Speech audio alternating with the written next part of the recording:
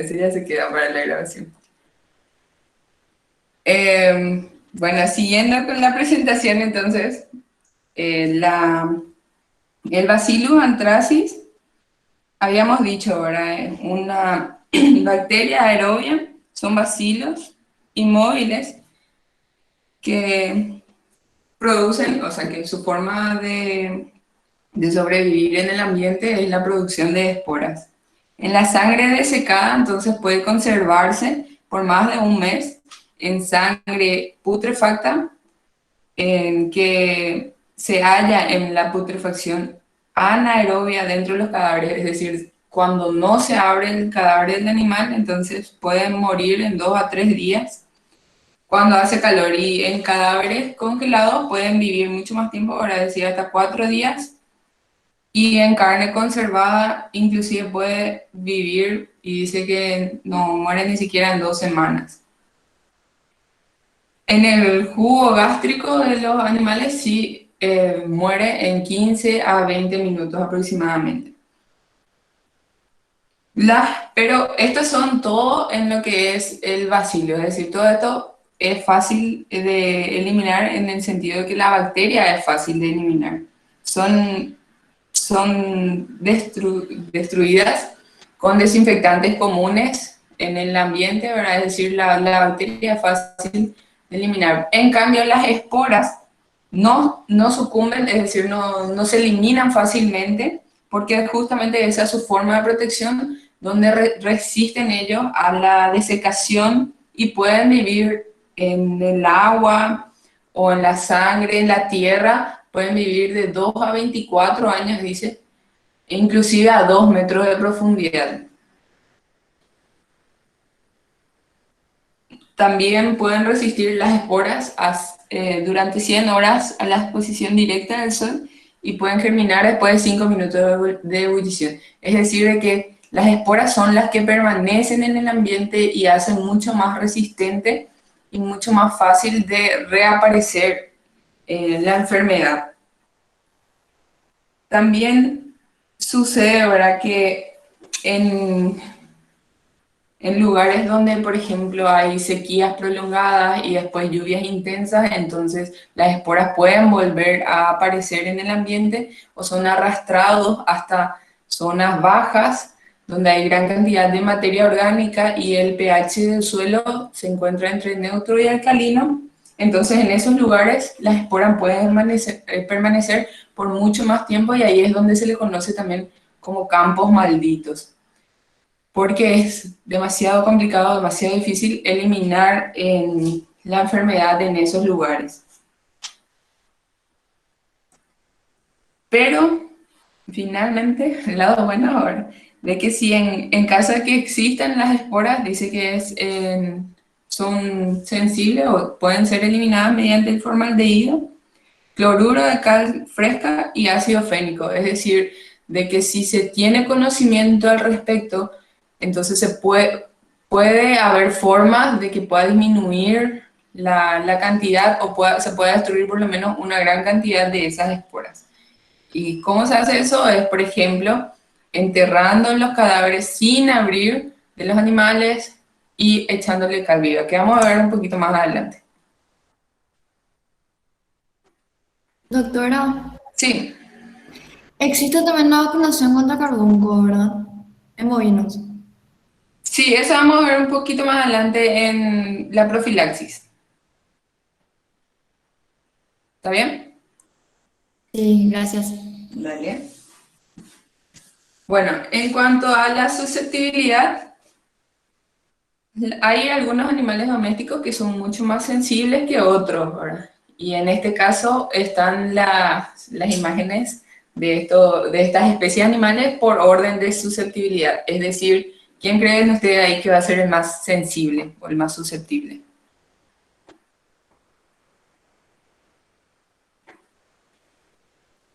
Pueden prender su micrófono, no hay problema. La oveja, los ovinos. Exactamente. Entonces, por orden de susceptibilidad, a los ovinos es donde se manifiesta mucho más rápido la enfermedad y llega a su curso final, ¿verdad? Es decir, Son en los bovinos donde se presenta la forma más hiperaguda. En cambio, los bovinos te dan un poquito más de tiempo, por lo menos, de identificar si es o no, qué sé yo, por los síntomas, poder reconocer la enfermedad antes de que el animal muera. También en los caprinos, siguiendo los equinos, los porcinos, los caninos y los felinos.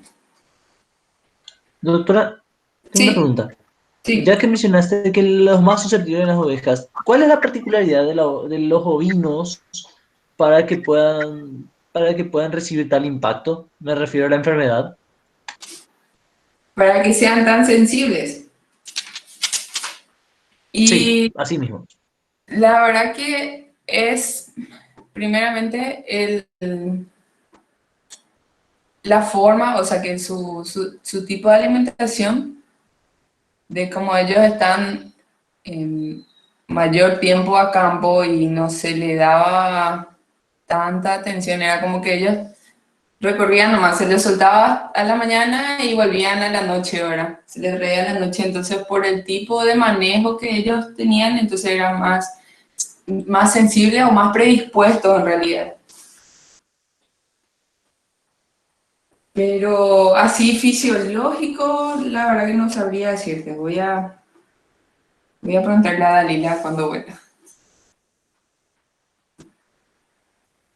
Bueno, y en cuanto a los carnívoros, hablamos de que hay una marcada resistencia, pero en, por ejemplo, zorros y nutrias hubo casos o hubo casos de esta enfermedad.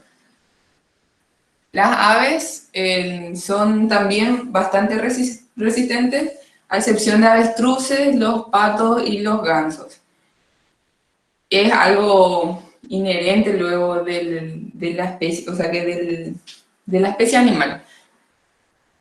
Y los animales de sangre fría son aquellos que son absolutamente resistentes, pero pueden albergar el germen, o sea, la bacteria, en sus intestinos y órganos hasta 40 días. Es decir, si en un lugar donde hay, qué sé yo, yacaré, y consumen el animal muerto por anthrax, entonces ellos, de acuerdo nuevamente a la resistencia que ellos tienen, porque ustedes saben que y el estrés puede disminuir la defensa del animal, entonces puede hacerle sensible o susceptible nuevamente a estas enfermedades. Pero en situaciones así salvajes, vamos a decirle, que ellos pueden albergar al bacilo durante 40 días. Bueno, el modo de transmisión o el modo de contagio se produce de la siguiente manera. En aquellos lugares donde hay cadáveres de animales muertos por anthrax, entonces esas esporas se quedan en el ambiente, se quedan en el pasto, se queda en el agua, y como uno de los síntomas es, o sea, una de las lesiones es la exudación de sangre por los orificios que contiene, o sea, la sangre contiene al bacilo, entonces esa es otra forma de contaminar en el suelo. Entonces aquellos lugares donde el animal murió, es probablemente que se convierta posteriormente en un campo maldito. ¿Verdad? Y como dijimos, puede durar años en ese lugar, entonces por más de que se deje de usar ese campo, ese piquete, entonces después de cierto periodo se vuelve a usar, entonces puede volver a reaparecer la enfermedad. También otra forma del contagio puede ser mediante animales carroñeros, los cuervos, los insectos picadores, ¿verdad? O sea, que las moscas, los tábanos, los mosquitos inclusive, y por animales que se aprovechan, ¿verdad? De los lugares donde los cadáveres hay. También hay que entender, ¿verdad? Que dice que, según la literatura, habla de que los animales los animales carroñeros no consumen cadáveres que hayan muerto por el anthrax o para el por el carbunco bacteriano. Supuestamente hay una forma luego de que ellos reconocen y evitan esos cadáveres. Pero en los lugares donde ocurren esto, y si les hablo yo de que suelen ser en lugares donde hay sequías prolongadas y después inundaciones, entonces ellos también van a buscar fuentes de alimentación y entre ellos también acceden nuevamente a estos cadáveres.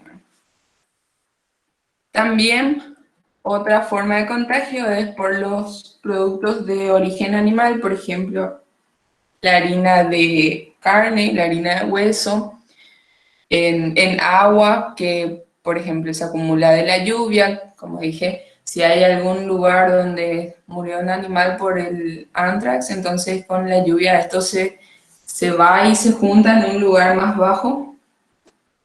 O si el animal murió cerca de la fuente de agua o en la fuente del agua, entonces también puede contaminar el agua.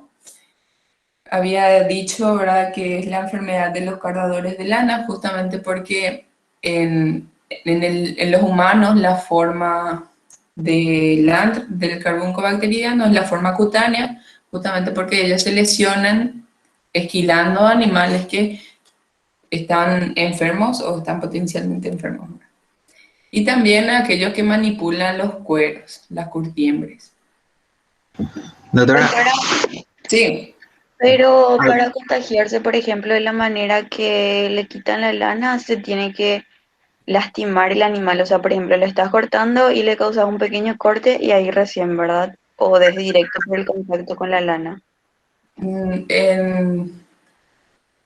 El que se corta es el humano ahora. Entonces, de esa forma ingresa de vía cutánea al humano. Pero el animal puede tener las esporas o inclusive la bacteria, ahora si es que se encuentra enfermo o si es que hay algún otro animal enfermo en el rebaño. Entonces ellos pueden tener por la lana.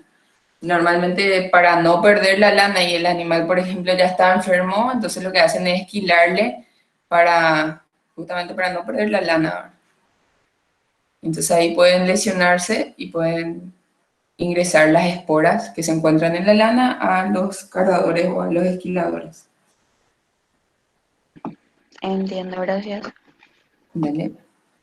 ¿Hay alguna otra pregunta? doctora, Sí. por eso se recomienda no usar harina de hueso, harina de carne para la producción de balanceados en rumiantes, ¿verdad? Exactamente. Justamente es una de las enfermedades que puede transmitirse por esto y se suele usar muchísimo como suplemento. En realidad creo, si no estoy equivocada, ya está prohibido el uso de la harina de hueso y de harina de carne de origen, o sea, todo tipo de productos de origen animal o como para suplementación. Permiso, Gracias, doctora. doctora. Dale. Permiso, doctora. Acá habló la doctora Dalila. Ali, la pregunta hace rato era si hay alguna característica específica de la especie ovina que le hace sensible o susceptible a la enfermedad. No, solamente que es más, esa, que igual que el bovino, la cría extensiva, pero a su vez que es de tamaño menor, por eso la muerte es mucho más rápida. Sin embargo, en el bovino tarda un poco más que en el ovino, pero no tiene nada de, no es que tiene una genética que atrae al Bacillus anthracis.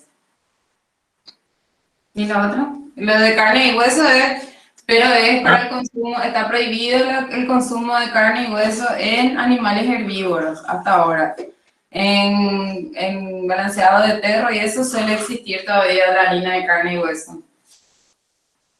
Permiso, doctora.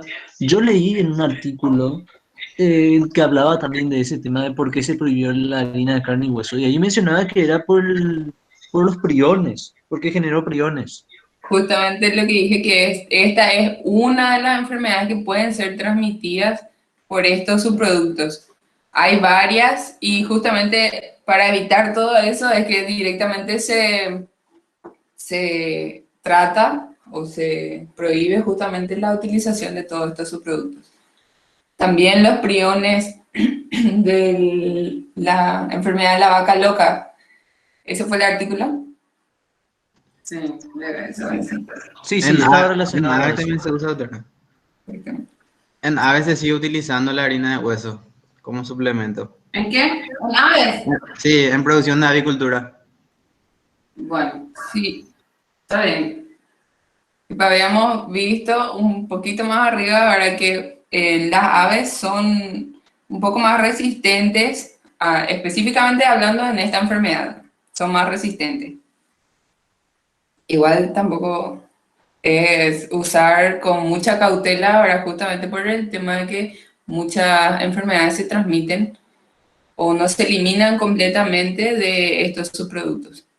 Porque estos subproductos tienen que ser sometidos a tratamiento térmico, pero ¿qué pasa? Si vos superás la temperatura, también perdés las proteínas de estos subproductos. Entonces, es como que le estés dando, o sea, que no le estés dando nada otra vez. Pero para eliminar a estas bacterias o a estos priones, es necesario un tratamiento térmico elevado y por un periodo de tiempo amplio.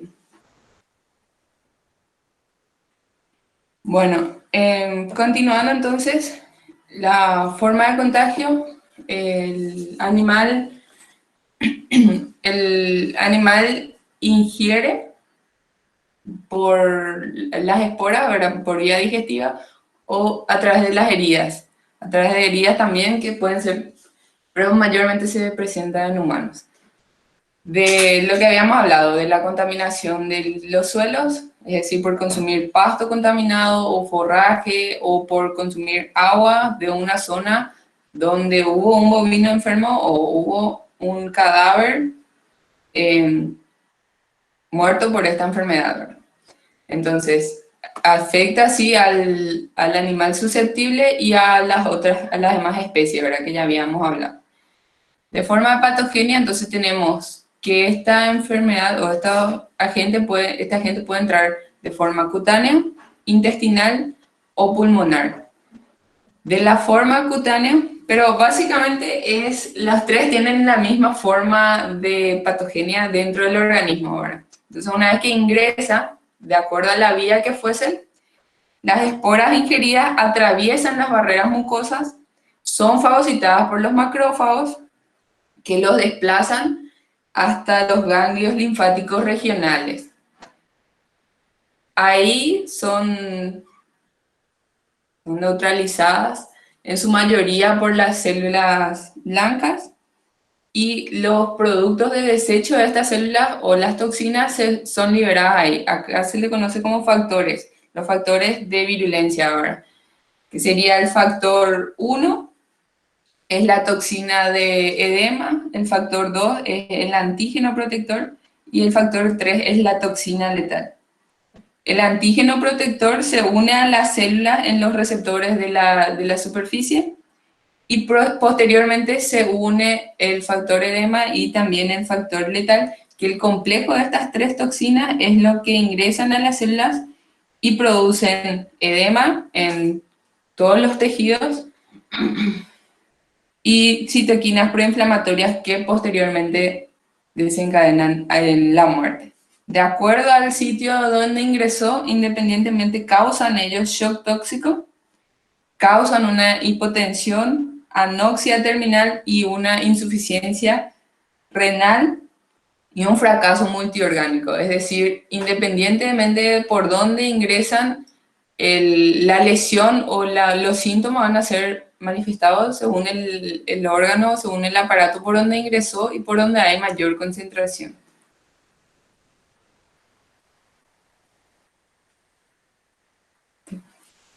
Bueno, las lesiones. Está súper bien.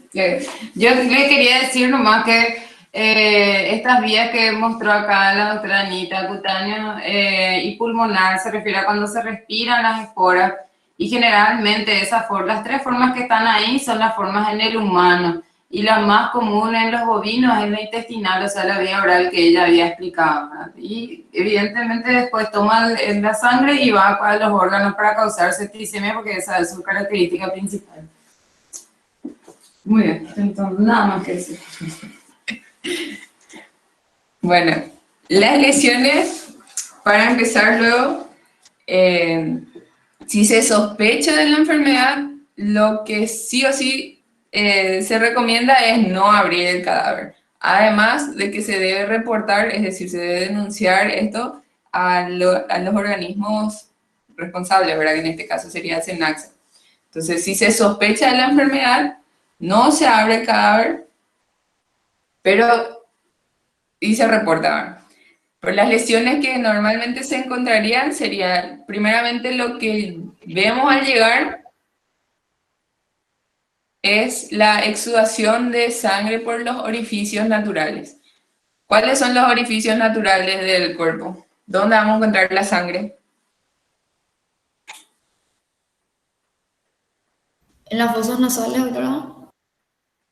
Sí, El ano, en el ano, muy bien, la boca. también, Y en el oído también puede Los ser. orificios que corresponden a las porciones genitales también. exactamente. Y entonces, por los ojos, por la nariz, por la boca, por la vagina, por el pene, por el recto, ¿verdad? Entonces, por todos esos lugares vamos a encontrar sangre. Ahora, la característica de la sangre es una sangre oscura. Dice que es una sangre de un color tan oscuro que parece alquitrán. Y justamente de ahí deriva su nombre de carbón hemorrágico o carbúnculo hemorrágico. Vamos a encontrar el recto prolapsado, vamos a encontrar al animal en posición de caballete. En caso de que, o sea, que según la literatura, ¿verdad? Porque ya habíamos quedado que no se abre el cadáver, vamos a encontrar un vaso engrosado, aumentado de tamaño, con la destrucción total de su parénquima, y es también por eso que se le conoce como vaso barroso a la enfermedad o fiebre esplénica, ¿verdad? Porque a este nivel donde se presenta la lesión más característica o más importante de esta enfermedad. También vamos a encontrar mucosas cianóticas, pero con hemorragias difusas, hemorragias petequiales difusas. Vamos a encontrar en el tejido subcutáneo de color amarillento y ligeramente gelatinoso por la fuga de proteínas que se encuentra a ese nivel. Y el hígado y el riñón se van a encontrar de aspecto friable y gran concentración de sangre, es decir, hemorrágico también, infartados también se le dice. Pues no somos patólogos. Gracias. Bueno, los síntomas, de acuerdo a la especie animal, varía también el periodo de incubación. Entonces, en los bovinos y en los equinos, normalmente el periodo de incubación es de 3 días, y en aquellos animales que su sistema inmune está bastante fuerte o bastante resistente y el ingreso de las esporas no fue tan elevado, entonces puede extenderse hasta 7 a 9 días. En cambio, en las especies más susceptibles hablamos de un periodo de incubación de horas. Puede la muerte desde la primera manifestación de síntoma, en menos de 24 horas el animal ya puede morir, ¿verdad? Entonces eso ni siquiera, hay veces que ni siquiera se puede detectar el inicio del síntoma porque son animales que, como le dije, de acuerdo al manejo, a ellos se les libera, por ejemplo, a la mañana, pero para la tarde ellos a veces ya no llegan, ¿verdad? Ya no vuelven, ya se quedan en el campo. Los síntomas también van a variar, como les había mencionado, de acuerdo al ingreso del agente, ¿verdad? Si es un Si el ingreso es cutáneo, entonces la mayoría de las lesiones y síntomas vamos a ver a nivel cutáneo. Y si es respiratorio, la misma cosa, que es lo que se manifiesta principalmente en los humanos, ¿verdad? Y si es en el digestivo, entonces lo que nos compete a nosotros en cuanto a los animales, la manifestación de los síntomas, entonces vamos a ver más a nivel digestivo y las lesiones. Según el curso de la enfermedad, puede ser hiperagudo, agudo o subagudo.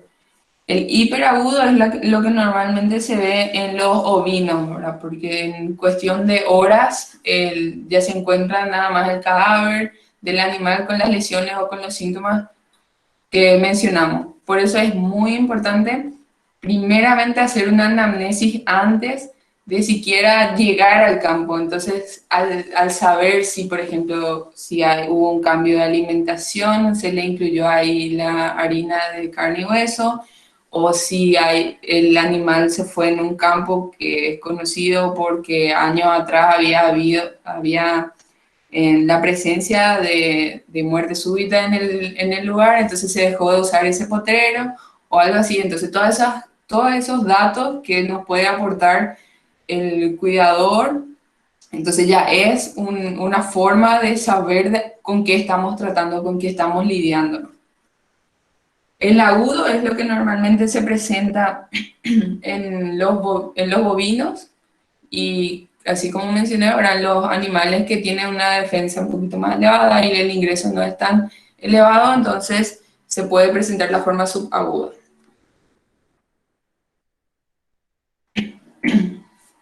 En el curso agudo habíamos dicho ahora que nuestra manifestación principal va a ser a nivel digestivo. Entonces el animal se encuentra postrado, se encuentra apartado de los demás, hay fiebre, una temperatura corporal de 40 a 42 grados que no disminuye hasta el momento que el animal va a morir. No disminuye, entonces esa fiebre se mantiene. El animal se encuentra apartado, postrado, no come. Preguntarle un poco cómo saben que tiene fiebre. ¿Cómo saben que tiene fiebre un animal? ¿Cómo ustedes pueden saber en un potrero que un animal tiene fiebre? Bueno, sí, en un potrero. ¿Cómo se van a dar cuenta? ¿Temblores? ¿Qué? ¿Temblores? Puede ser, pero no.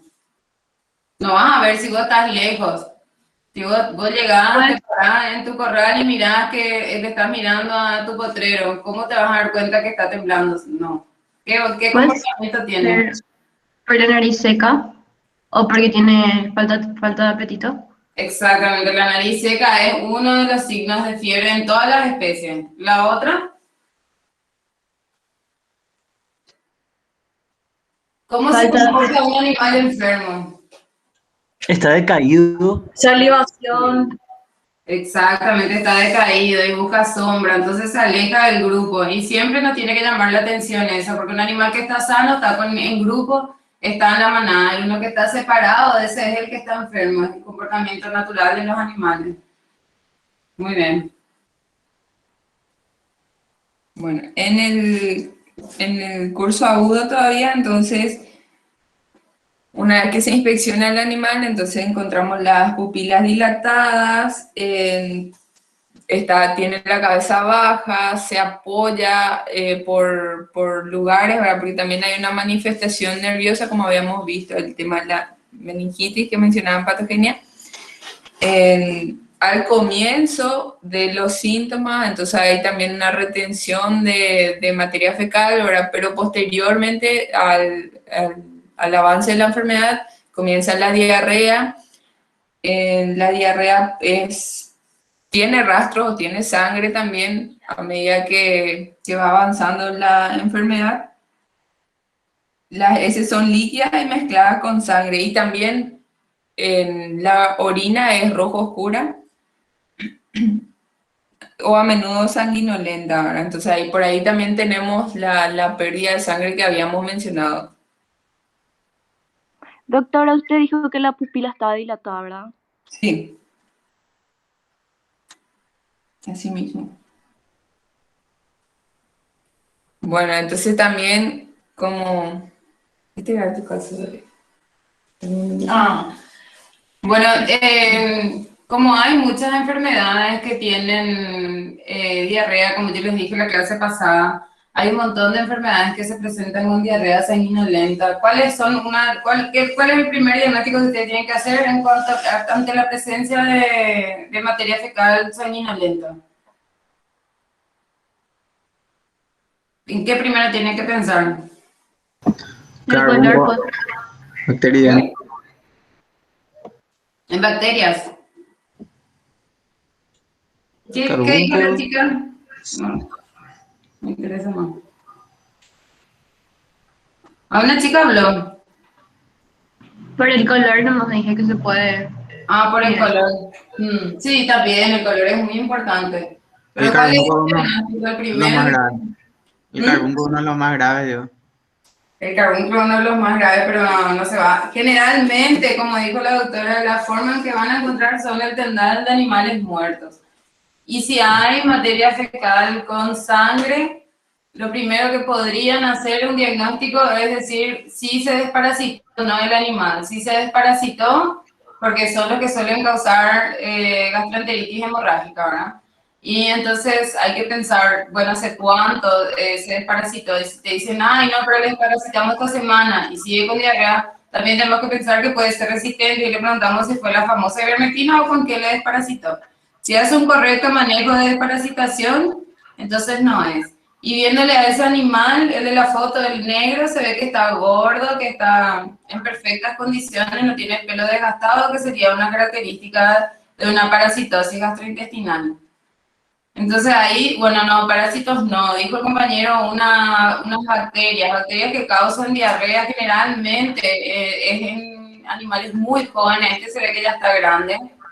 Entonces yo pensaría, sí, voy a pensar en bacterias, voy a pensar en salmonella o una colibacilosis. Y ahí entra lo que dijo la compañera. Causan materia fecal con sangre, sí, pero son de color blancuzco amarillento, no son así verdosas. Entonces, por eso yo lo que quiero que aprendan es a que siempre tenemos que hacer primero un repaso de todas las enfermedades que pueden causar gastroenteritis y vamos descartando por las características del animal. Por ejemplo, yo con solo ver eso sé que es un animal grande, que, o sea que ya no es más no tiene más la edad para tener una salmonelosis y una colibacilosis, a menos que haya sido una alta dosis mecante, que no creo. Una parasitosis no aparece porque se encuentra en estado general demasiado bien. Y en realidad este era solo un ejemplo para mostrar una materia fecal sanguinolenta porque este animal lo que tenía era empacho. O sea, es decir, es un animal que se fue a pastar, pastos jóvenes y tuvo timpanismo por eso. Pero si vamos a hacer, como dijo el compañero, lo más importante es anthrax. Si ustedes vieran el timpanismo, o sea, le hubieran hinchado el animal y le vieran con materia fecal roja, ya dirían que es anthrax, pero no, es solamente empacho. Bueno, y también entonces vemos que las mucosas están cianóticas, pero con petequias, es decir, con pequeñas hemorragias focales. En el caso de que el animal esté preñado, entonces también causa aborto. En los equinos primeramente causan cólico, ¿verdad? Que la evolución es de 8 a 12 horas, pero puede tardar de 3 a 8 días. Como dije, depende de la dosis infectante y también de la resistencia del animal.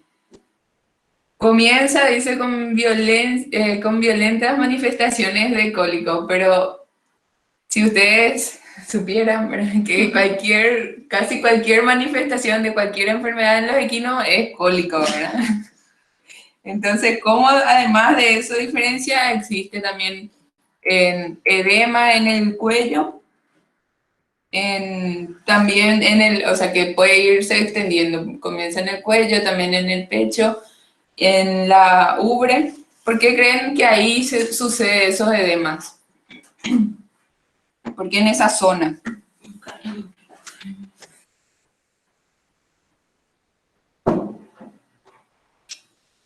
¿No se les ocurre nada?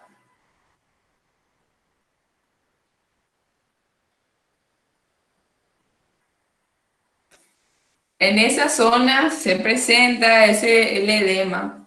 Cualquier tipo de edema, si es un edema parasitario, también se presenta en esa zona, es solamente por la gravedad, porque es la parte más baja que tiene el animal que está más cerca del suelo, entonces la acumulación de líquido subcutáneo entonces se produce a nivel del cuello, a nivel del pecho, a nivel del abdomen, etc. Y se observa la dificultad respiratoria, cianosis, posterior evacuación sanguinolenta del intestino y de la vejiga urinaria. Y se sucede la muerte del animal. Ahí vemos también otro edema. En los ovinos, como habíamos dicho, pues son animales más susceptibles, entonces la evolución es hiperaguda y se manifiesta como encefalitis, es decir, tiene síntomas nerviosos, hay vértigo, se tambalean, le rechinan los dientes y a los pocos minutos ellos mueren por espasmos y hemorragias, o sea, y se suceden las hemorragias por los orificios naturales, que es la característica de esta enfermedad. Entonces, todos síntomas nerviosos, hay una parálisis del tren posterior. Posición de gatillo se llama esa, en la que la oveja parece que tiene una pistola que le apunta a la cabeza y vuelca hacia atrás. Es un síntoma nervioso muy importante para que nosotros aprendamos a diferenciar, porque enfermedades nerviosas hay miles. Está la radia, que también tiene el tren posterior, la parálisis del tren posterior. Y en este caso, por ejemplo, como es generalizado y llega, ya evidentemente llegó al sistema nervioso central, tiene esa posición de que estira la cabeza para atrás, y ese es un síntoma nervioso que se llama posición de pistola. Gatillo, perdón.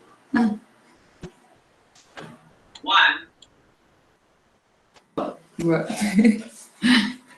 En los porcinos, entonces, la manifestación clínica son los edemas, también a nivel del cuello, que les impide o que les dificulta el deglutir y el respirar.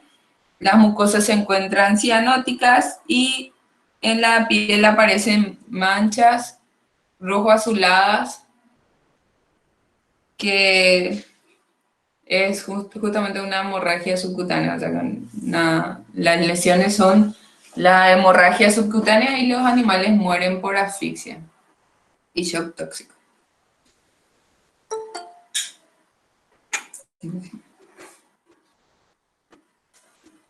¿Alguna pregunta hasta ahí?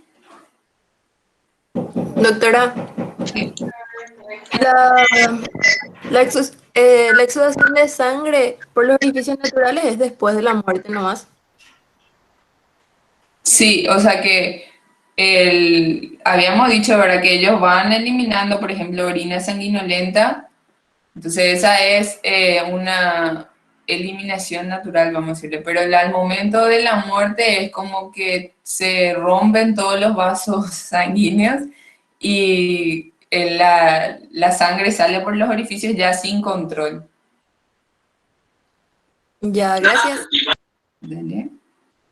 Y esa es una importante característica también, de que la sangre, si bien ya dijimos ahora que es de color rojo oscura, también es una forma de diagnóstico diferencial de otras enfermedades que también tienen una exudación de sangre por los orificios naturales. Ahora, ¿cuál es la diferencia? Ahí tienen que ver el color y si coagula o no coagula la sangre. Enseguida vamos a llegar a ese punto. Permiso, doctora. Permiso, doctora. ¿Qué pasó? A ver, mencionaste que tenían cierto tipo de parálisis. ¿Eso no se parece mucho a una parálisis del tipo tetánica? Cuando un animal tiene tétano, ¿tiene una parálisis así? ¿O me equivoco? Sí, es la parálisis tetánica es la contracción, pero en este caso sí, se parecen, pero es mucho más aguda en este caso, y en el otro solamente se limita a una parálisis muscular. Sí, y hay en este caso, hay una ligera pérdida de la rigidez cadavérica posterior a la muerte del animal, ¿verdad? En el caso de la parálisis tetánica, van a saber que hay primero Claro. Una parálisis espástica total y después no hay esa pérdida de la rigidez cadavérica. Bueno, el diagnóstico en bacteriología se hace de forma directa o indirecta. La forma directa es coloreando la impronta o por frotis de sangre periférica.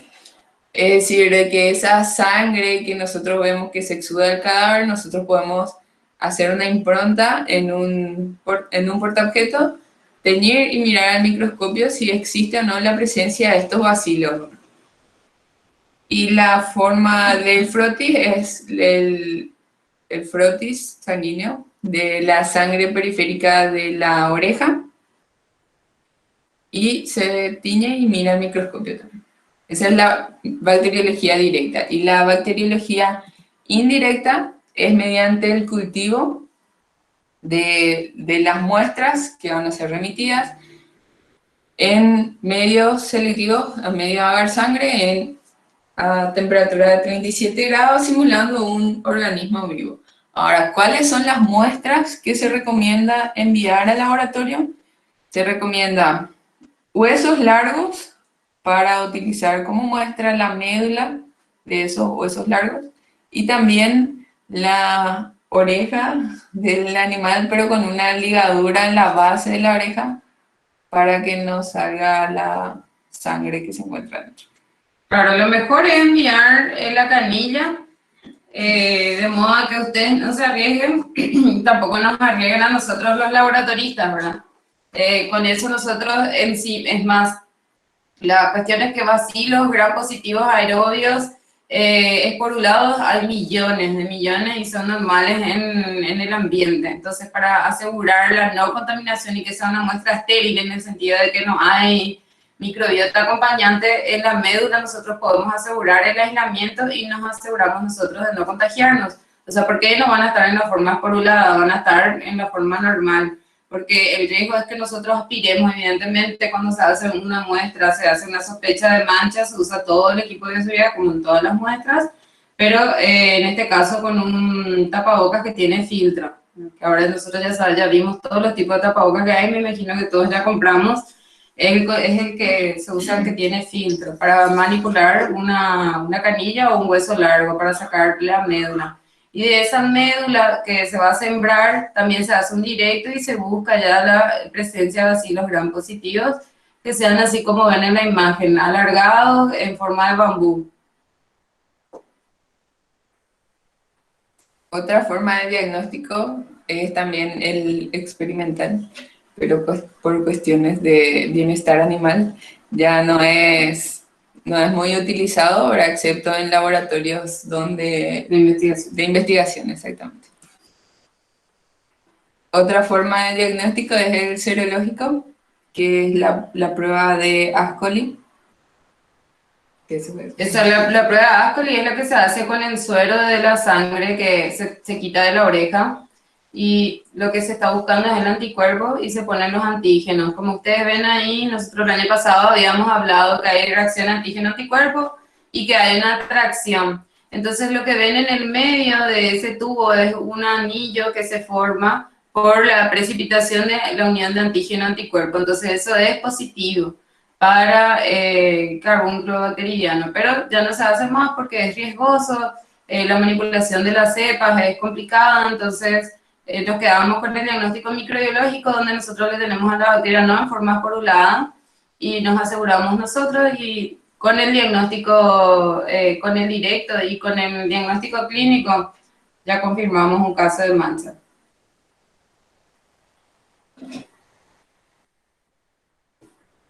Tratamiento. ¿Qué creen ustedes? ¿Hay o no hay tratamiento? No hay. No hay, así directo. Prevención en todo caso. Antibióticos pueden ser. ¿Cómo? Antibióticos. Puede ser. Después, otra idea.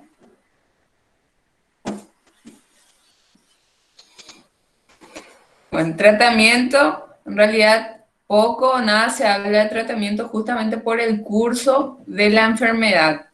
Como es un curso hiperagudo o agudo, ahora entonces como que del momento en que notas los síntomas hasta el momento de implementar un tratamiento, ya es posible que sobrevenga la muerte del animal. Sin embargo, como estábamos hablando ahora, en algunos casos o en algunos animales, dependiendo de la dosis infectante y de acuerdo a la resistencia del animal, entonces te da aproximadamente de 7 a 9 días una ventana, ¿verdad? Que te puedes hacer el tratamiento, que puedes probar el tratamiento, puedes intentar salvar al animal, ¿verdad? Entonces ahí en esos casos sí se habla de un tratamiento antibiótico con protectores hepáticos, diuréticos, todos aquellos donde se pueda, o sea, que un tratamiento sintomático, que lo que te trate es de alargar el tiempo del animal sin que cause demasiados daños y que su propio organismo, que su propio sistema inmune, entonces pueda combatir o pueda neutralizar esta enfermedad. Como profilaxis, la primera profilaxis siempre va a ser el manejo. ¿Por qué? Porque si se le vacuna a los animales, si tu primera profilaxis es la vacunación de los animales en un lugar donde ya hay o ya hubo casos, está bien, pero si es un lugar donde no se presentan casos y es la primera vez que hay un caso, entonces la profilaxis, la forma del manejo, es lo que determina el éxito de tu prevención.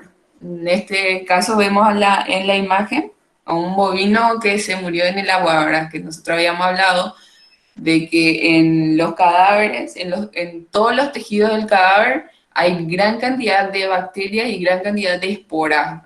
Entonces, si el animal se permanece en ese lugar, ¿qué creen ustedes que va a pasar?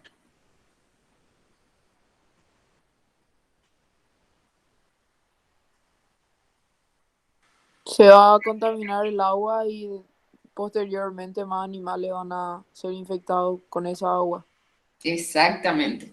Entonces, en este caso, en esa imagen, ¿verdad? La profilaxis va a ser retirar del agua al animal para evitar la contaminación de ese cuerpo de agua, porque ustedes pueden observar que es bastante extenso.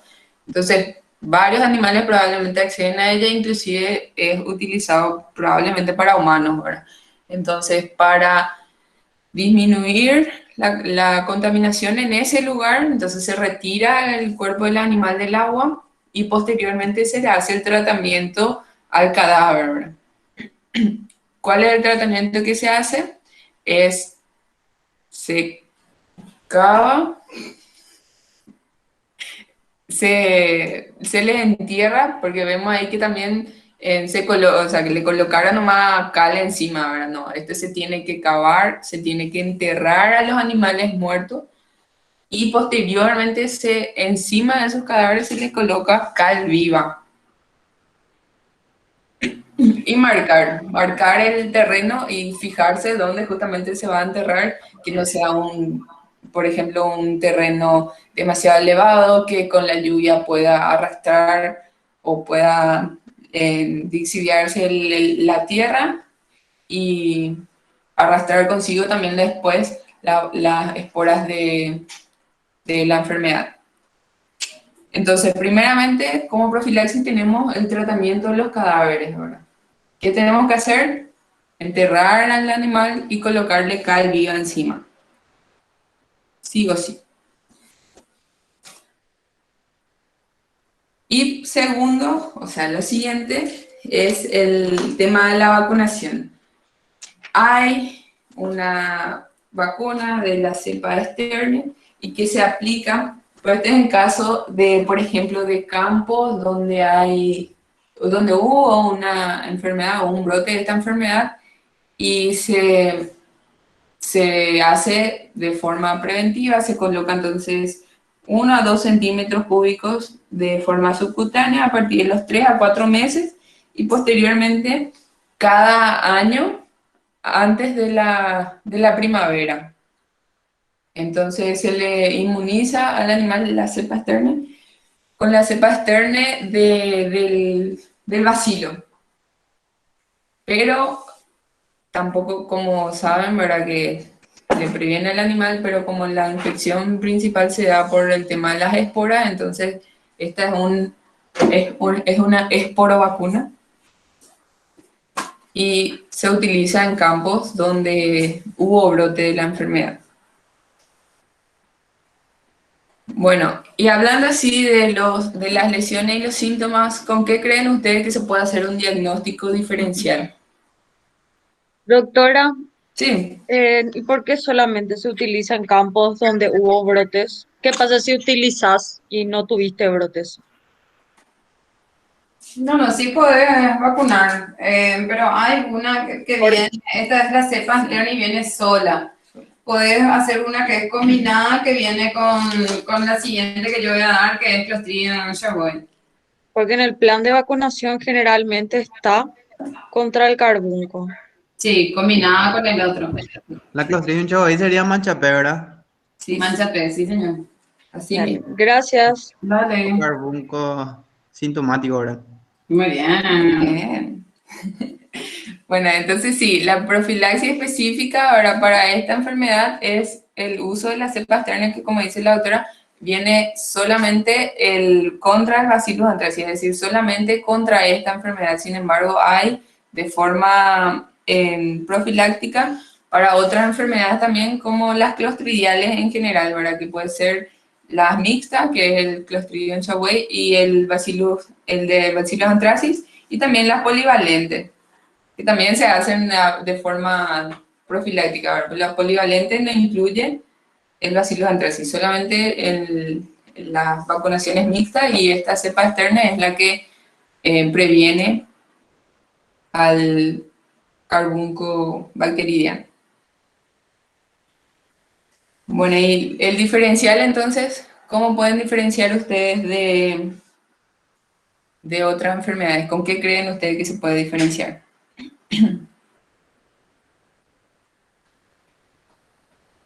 La parálisis. ¿La parálisis? Sí. ¿Con qué enfermedad?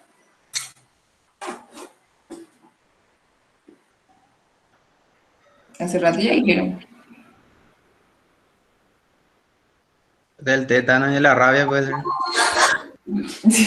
Sí, así mismo. Perdón, para cosa criatura. Yo soy la que hace ruido. No se queda acá. Pero solamente por una posición sería la que lleva la cabeza hacia atrás, ¿verdad? O igual la que se sienta. No, ese es un síntoma nervioso, ¿verdad? Es decir, por cualquier enfermedad que pueda tener una manifestación clínica nerviosa, entonces el animal presenta esa postura, presenta esa posición. Se diferencia, y ya voy a adelantar un poquito la clase de la doctora también, del carbunco sintomático. Dice que hay una prueba a campo que se puede realizar, ¿verdad? Que uno del corte de un pedazo de músculo y se coloca en el agua, ¿verdad? Y si flota, es por la presencia de gases que se da en el caso del carbunco sintomático. Y por la exudación de sangre, si es que es en caso del anthrax, la sangre va a ser de color roja oscura, casi negra, pero no coagula. En el caso del carbunco sintomático, la sangre que exuda por las aberturas naturales es roja también, pero sí coagula. Y en el caso de de mordeduras de víbora, entonces el color de la sangre va a ser rojo brillante, ¿verdad? Entonces esa también es una forma de diferenciar o de diagnóstico diferencial de esta enfermedad. El carbunco sintomático hace luego un ruido, ¿verdad? Al presionar la pierna. Como de... Así por mismo. inflamación bajo la piel, ¿verdad? Sí, una crepitación. Sí. Exactamente. Ah, doctora, hablando de crepitación y todo eso, hace poco hubo un caso en mi campo en donde había una vaca que estaba ahí estaba ahí y se le hizo una incisión tenía una parte en donde estaba crepitando y al hacerse la incisión había una vena muy engrosada y estaba en un estado trombótico. ¿Y qué? Eso, a ver, ese sería un enfisema ya, ¿verdad? Porque estábamos como viendo entre causado por, ¿cómo diríamos? Una enfermedad que puede ser causada o por mancha como este, o en el otro que era un Clostridium perfringens. Esa era la discusión que tuvimos ahí. Pero, ¿cuáles son? Dame un poquito más de datos. ¿Cuáles eran los síntomas del animal? Tenía una crepitación Te voy a en interrumpir un el segundito cuello. nomás para decirte que enfisema es cuando hay gas, presencia de gas, no trombo, pero gas. En el caso de mancha P, por ejemplo, hay gas. Yo les voy a mostrar ahora la clase To the y... exhaust and to the output of one as the Está bien, gracias. Mira, está hablando en inglés. What? Ah, es mi hermano, tiene su clase acá. ¿De inglés? Wow. ¿Qué nivel? Bueno, y después contar todo tu caso. No puede prender su micrófono. Ah, no puedo comprender porque está hablando tu hermano. Bueno. Igual después seguimos porque yo tengo que dar mi clase. Sigue todavía la clase. No se vayan. Bueno, sí, gracias. Esa es la imagen de cuando, de que sí, la prueba de que sí se utilizó, sí se practicó antracis como arma biológica para ver si qué efectos producía, y ustedes pueden ver ahí dice que está prohibido el ingreso porque es un campo experimental. Imagínense que las esporas pueden quedarse hasta 20 años. O sea, sí se utilizó, se intentó utilizar, se practicó, no sé si se utilizó, pero se practicó, se investigó cómo hacer con las esporas. Y evidentemente que depende de la dosis infectante. Cuando se habla de carbunco bacteriano en humanos, generalmente se presenta la forma cutánea limitada, un grano y a una extensión en el brazo de lesiones cutáneas ulcerativas horribles, evidentemente, pero no es que como en el animal enseguida muere. Pero eso depende de la dosis infectante y si es, por ejemplo, esporas puras que nosotros respiramos de un sobre, sí vamos a morir inmediatamente. Bueno, bye. La doctora Anita terminó su clase y ahora empiezo yo. Si quieren tenemos un receso, me dicen ustedes. Hola. Sí, listo entonces. Probando. ¿Qué dicen? Sí, nomás, Doc. ¿Sí o no? Bueno. Sí, seguí, doctora. ¿Ustedes llaman lista a la doctora? ¿Qué es eso? Sí, pues eso no hay. Qué bobo. Ah, ya. Mira, te avisaron de que... A mí me avisaron, gracias por avisarme, pero díganme nada por el micrófono porque yo no, como presentamos la pantalla no vemos lo que pasa acá.